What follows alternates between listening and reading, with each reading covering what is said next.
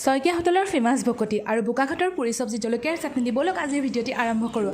আমি আহি পালোহি কলিয়াবৰৰ টোলগেটখন। ইমান যে টোলগেট বনাইছে ৰাইজক লুটাৰ চব এটা বাহানা। কলাবন্ধাৰ পৰা ৰাস্তাৰ চাৰিওপাশে যিবিলাক গছ গছনি হয় মোৰ যে ইমান ভাল লাগে আৰু এইটো সকলোৰে ভালেই লাগিছে। তাৰপিছত আমি খালোঁ জকলাবন্ধাত একাপ চাহ, কাৰণ চাহ নহ'লেতো নচলে, চাহ একাপ লাগিবই, ইমান দূৰ জাৰ্ণি চাহ নহ'লে নোৱাৰি।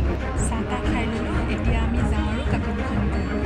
আপোনালোকে আমি কাজিৰঙা ৰোডত আহি আছোঁ। বেছি স্পীডত দিব নোৱাৰি, কিন্তু মই ভিডিঅ'ত স্পীড দিনত আহিলে লাগে ভাল আৰু ৰাতি আহিলে লাগে ভয়। তাৰপিছত আমি আহি পাই গ'লোঁ ভিউ পইণ্ট। তাৰপিছত আমি গৈ পালোঁগৈ বুঢ়ীমাই হালধিবাৰী বুঢ়ীমাই থান। তাতে এবাৰ সেৱা কৰি ল'লোঁ। সেৱা কৰি আমি একদম পাই গ'লোহি বোকাঘাটৰ ট্ৰেফিক পইণ্টটো ৰাইটত লৈ ল'লে আপোনালোকে পাব কাকগোসানী থান, আৰু লেফ্টত যদি লয় সেইফালে পাব চিকুণ আটাৰ থান লিখাই আছে, আৰু ৰাইটত ল'লে পাব আপোনালোকে কাকগোসানী থানৰ এই গেটখন দেখা পাব। গেটখন দি গৈ আপোনালোকে খুব বেছি 5 মিনিটৰ পাছতে কাকগোসানী থান পাই যাব। আৰু ব'লক এতিয়া কাকগোসানী থানতে লগ পাম। আৰু ইয়াত দেখিছেনে আমি কাকগোসানী থান পাই গ'লোহি। প্ৰসিদ্ধ দুৰ্গা মন্দিৰ মহালয়া উপলক্ষে আমি গৈছিলোঁ কাকগোসানী মন্দিৰত গৈ বাওঁ চাইডে আপোনালোকে হাত ভৰি ধুবলৈ পাব। আমি এনেকৈ হাত ভৰি ধুনীয়াকৈ ধুই ল'লোঁ। এয়া দেখিছেনে, আপোনাক সকলোকে এটা ধুনীয়া জেগাৰ পৰা স্বাগতম জনাইছোঁ। আমি আহিছোঁ আজি বোকাঘাটৰ কাকগোসানী থান, আৰু আমাৰ লগতে আপোনালোকে ভিডিঅ'টি চাওকচোন বাৰু কাকগোসানী থানখন কেনেকুৱা আপোনালোকেও চাওক।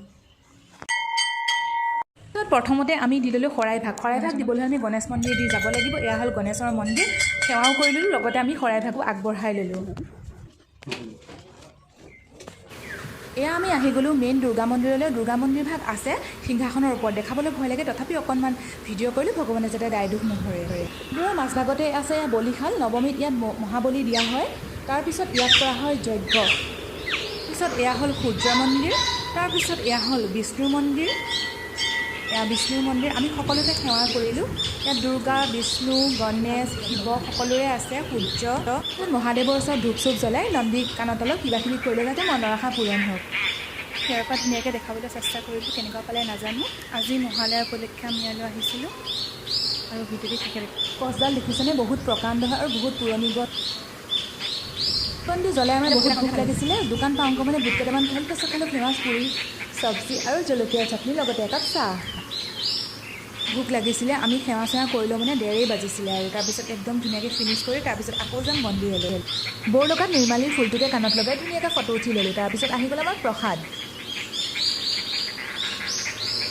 প্ৰসাদত যে আমাক এখন জেলেবিও দিছিলে, লগতে পায়সো দিছিলে। জেলেবি সদ্যহতে মই বেলেগত দেখা নাই, সেইকাৰণে মই দেখালোঁ আপোনালোকক। এতিয়া আমাক ইয়াত কৈছিলে ভোগ দিয়া হ'ব। আমি ভাবিছিলোঁ কি খিচিৰি দিব চাগে, কিন্তু নহয়, আমাক দিলে পায়সেই হ'ল ভোগ। তাৰপিছত আমাক উচৰ্গা কৰা সেন্দুৰ দিলে, আৰু তাত আমি গম পালোঁ যে সেন্দুৰ আমি সদায় যেতিয়া সেন্দুৰ উচৰ্গা কৰোঁতে 2টা সেন্দুৰ দিব লাগে, এটা মাক দিব লাগে আৰু এটা নিজে উচৰ্গা কৰি লৈ আহিব লাগে।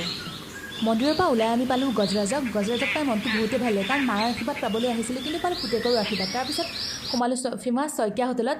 শইকীয়া হোটেলৰ নাম সকলোৱে জানে, বোকাঘাট যোৱা সকলোৱে শইকীয়া হোটেলৰ নাম এবাৰ হ'লেও